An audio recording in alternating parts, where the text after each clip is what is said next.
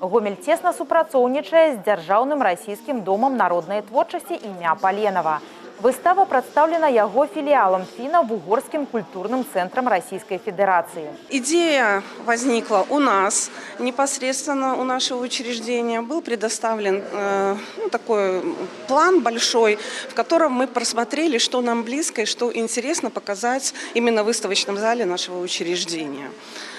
Здесь это не просто фотографии, которые мы видим, это те живые воспоминания, которые учат нас ценить каждое мгновение, которое есть. Именно из этого состоит наша жизнь. Культура, традиции, звычаи и побыт – усё, что захоўваецца ў памяці народа.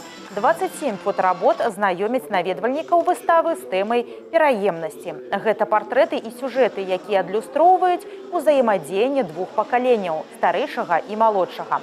Одно окно взаимодействия между Российской Федерацией и Республикой Беларусь. Соответственно, мы стараемся всегда помочь нашим партнерам организовать такого рода мероприятия с Брянской областью, Смоленской областью и с другими районами Российской Федерации.